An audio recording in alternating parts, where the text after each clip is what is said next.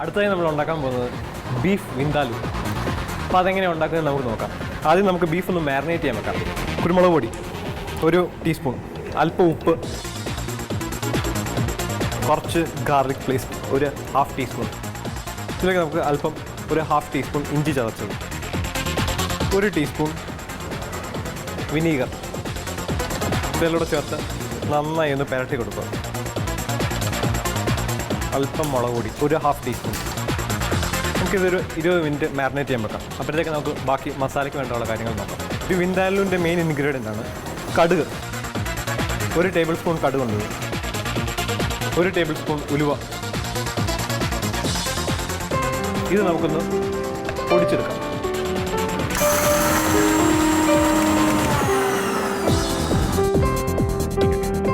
നമ്മുടെ കടുകും ഉലുവയും നല്ലപോലെ പൊടിച്ചെടുത്തിട്ടുണ്ട്. ഇതിലേക്ക് നമുക്ക് വിനീഗർ ഒഴിച്ച് കൊടുക്കാം. 1 ടേബിൾ സ്പൂൺ വിനീഗർ, അത് 1 ടേബിൾ സ്പൂൺ ആഡ് ചെയ്ത് കൊടുക്കാം. പിന്നെ ആവശ്യമാണ് പിന്നെ ആഡ് ചെയ്ത് കൊടുക്കാം. ഇതിലേക്ക് ബാക്കി വിനീഗർ ആഡ് ചെയ്ത് കൊടുക്കാം.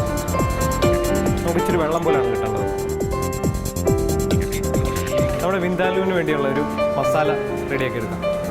ഇതിൽ പട്ട ആദ്യം ഇട്ടു, ഒന്ന് ചൂടാക്കി എടുക്കാം. എന്നിട്ട് നമുക്കൊന്ന് പൊടിച്ചെടുക്കണം. കുറച്ച് ഗ്രാമ്പ് ഇട്ട് കൊടുത്തു, തക്കോല, ഏലക്ക, കുറച്ച് ജീരകം പൊടിച്ചിട്ട്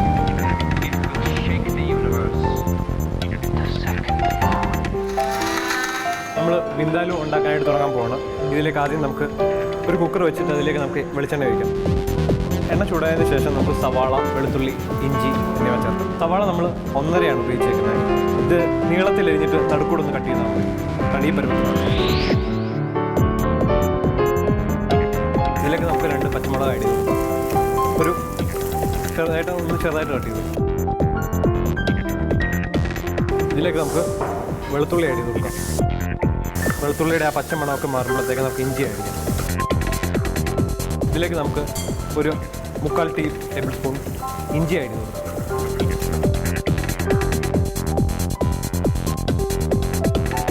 ഇതിലേക്ക് നമ്മൾ ഒരു 1.5 ടീസ്പൂൺ മുളക് പൊടി ചേർക്കും.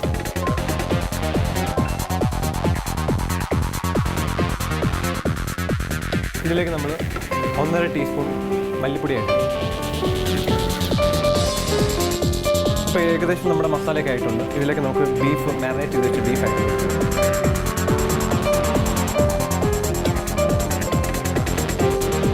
ഇപ്പോൾ വെള്ളം ആഡ് ചെയ്ത് കൊടുക്കാം. ഇതിലേക്ക് നമ്മൾ പൊടിച്ചു വെച്ചിരിക്കുന്ന മസാല ചേർക്കാം. 1 ടേബിൾ സ്പൂൺ. ഇതിലേക്ക് നമ്മുടെ വിന്താലു പേസ്റ്റ് ആഡ് ചെയ്യാം. 1 ടേബിൾ സ്പൂൺ.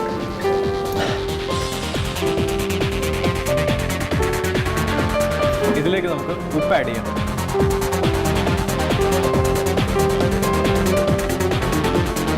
നമുക്കിതിലേക്ക് കറി ലീവ്സ് ആഡ് ചെയ്ത് കൊടുക്കാം.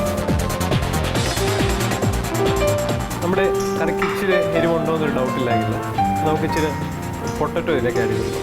പൊട്ടറ്റോ ആകുമ്പോൾ ആ എരിയൊക്കെ അതിലേക്ക് പിടിച്ചു കൊടുക്കും. എന്നിട്ട് നമുക്ക് ഇത് അടച്ചു വെച്ചിട്ട് വേവിക്കാൻ വെക്കാം. ഒരു 2 വിസിൽ. നമ്മുടെ സൂപ്പിന് വേണ്ടിയുള്ള ചിക്കൻ വേവിച്ചെടുക്കാൻ പോകണം. ചൂടുവെള്ളത്തിലേക്ക് ചിക്കൻ ഇട്ട് കൊടുക്കും.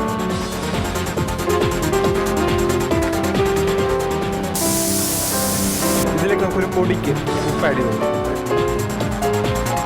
കുരുമുളക് പൊടി.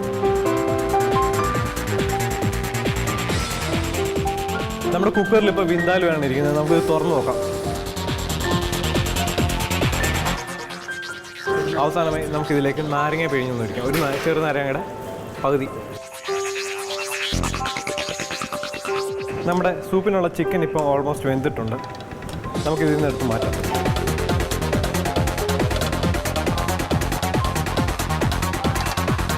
ഇനി നമുക്ക് അടുത്തതായി ചെയ്യാൻ പോകുന്നത് കോക്കനട്ട് ബർഫി. അപ്പോൾ അതെങ്ങനെ തയ്യാറാക്കുന്നതെന്ന് നമുക്ക് നോക്കാം. ഒരു പാൻ ചൂടാക്കിയതിന് ശേഷം അതിലേക്ക് 1 ടേബിൾ സ്പൂൺ പഞ്ചസാര ആഡ് ചെയ്യുക. അതിൻ്റെ കൂടെ തന്നെ ചിരകി വെച്ചേക്കുന്ന തേങ്ങ ആഡ് ചെയ്ത് കൊടുക്കുക. 1/2 തേങ്ങയുടെ പകുതിയാണ്.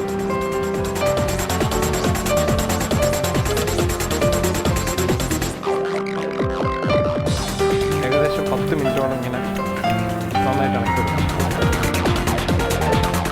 ഇതിലേക്ക് നമുക്ക് 1 കപ്പ് തേങ്ങാപ്പാൽ ഒഴിക്കാം.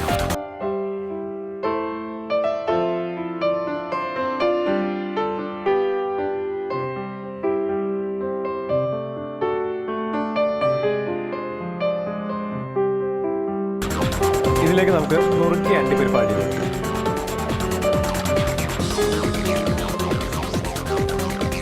നമ്മുടെ കോക്കനട്ട് ബർഫി ഇപ്പോൾ റെഡി ആയിട്ടുണ്ട്. ഇതിനെ നമുക്കൊരു പ്ലേറ്റിലേക്ക് മാറ്റാം. പ്ലേറ്റിൽ വെച്ച് നെയ്യ് തടവി വെച്ചിട്ടുണ്ട്. നമുക്ക് ഇതിലേക്ക് മാറ്റാം.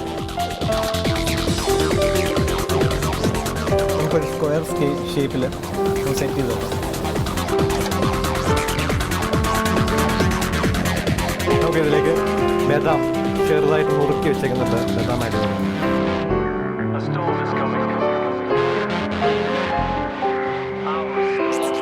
അങ്ങനെ നമ്മുടെ കോക്കനട്ട് ബർഫി റെഡി ആയിരിക്കുന്നു. നമുക്കിത് സെറ്റാകാൻ വേണ്ടി ഫ്രിഡ്ജിൽ തണുപ്പിക്കാൻ വെക്കാം. ഇനിയിപ്പോൾ നമ്മുടെ റൈസാണ് ഉണ്ടാക്കാൻ പോകുന്നത്. ഈ റൈസ് ബസ്മതി റൈസാണ്. ഈ റൈസ് കഴുകി വെച്ചേക്കുവാണ്. ഇത് നമുക്ക് വേവിക്കാനായിട്ട് വെക്കാം. അടുത്തതായിട്ട് മാരിനേറ്റ് ചെയ്യാൻ വെച്ചിരുന്ന കൊഞ്ച് നമുക്ക് അരിപ്പൊടിക്കകത്തൊന്ന് റോൾ ചെയ്തെടുക്കാം. ഇതിലേക്ക് അല്പം കുരുമുളക് പൊടി ഇട്ട് കൊടുക്കുകയാണ്. ഒരു നുള്ള് ഉപ്പൂടെ ആഡ് ചെയ്ത് കൊടുക്കാം. നമ്മുടെ പ്രോൺസ് എടുത്തിട്ട് അരിപ്പൊടി ഒന്ന്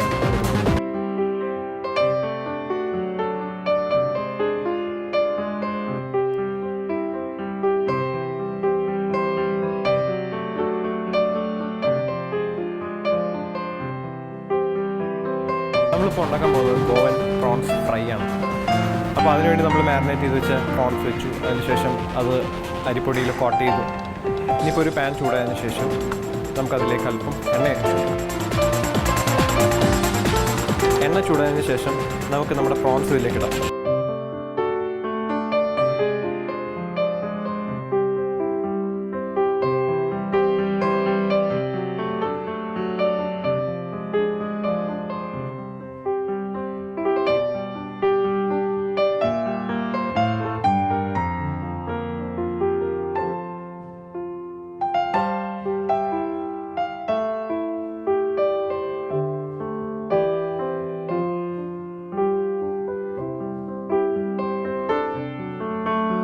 നമ്മുടെ ഗോവൻ പ്രോൺസ് ഫ്രൈ റെഡി ആയിട്ടുണ്ട്. നമുക്കിതിനെ ഒരു സെർവിങ് പ്ലേറ്റിലേക്ക് മാറ്റാം.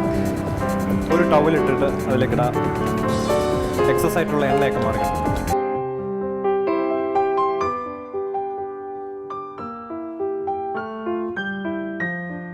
അടുത്തായി നമുക്ക് ചിക്കൻ സൂപ്പ് ഉണ്ടാക്കാം. ഒരൽപ്പം ബട്ടർ ആഡ് ചെയ്ത് കൊടുക്കാം.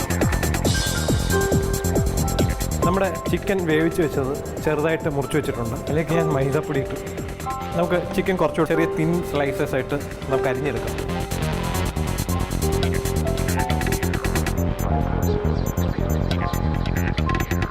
ഇതിലേക്ക് നമുക്ക് പെപ്പർ ആഡ് ചെയ്ത് കൊടുക്കാം. ഒരു നുള്ള് ഉപ്പ്. ഇതിലേക്ക് നമുക്ക് ചെറുതായിട്ട് ചോപ്പ് ചെയ്ത് വെച്ചേക്കുന്ന ഗാർലിക് ആഡ് ചെയ്ത് കൊടുക്കാം. ഇതിലേക്ക് നമുക്ക് ചെറുതായിട്ട് ചോപ്പ് ചെയ്ത് വെച്ചേക്കുന്ന സവാള ചെയ്ത് അടുത്തായിട്ട് നമുക്ക് ചിക്കൻ ഇതിലേക്ക് അരിഞ്ഞ് കൊടുക്കാം.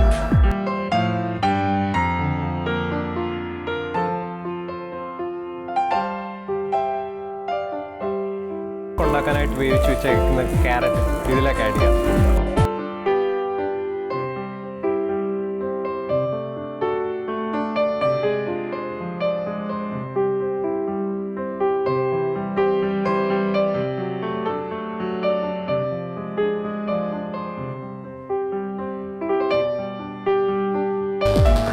അടുത്തത് നമ്മുടെ വെജിറ്റബിൾ സ്റ്റോക്ക് വെച്ചു.